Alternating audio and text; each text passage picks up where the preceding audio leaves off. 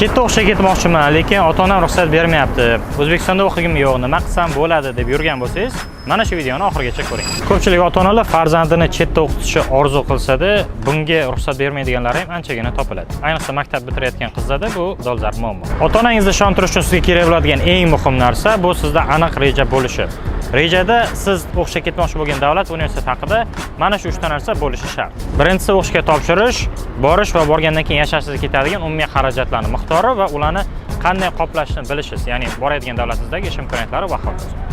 Ikkinchisi esa borayotgan davlatingizning xavfsizlik darajasi, u davlat qanchalik xavfsiz, u davlatda qanchalik ko'p musulmonlar yashaydi, bu eng muhim faktorlardan bittasi.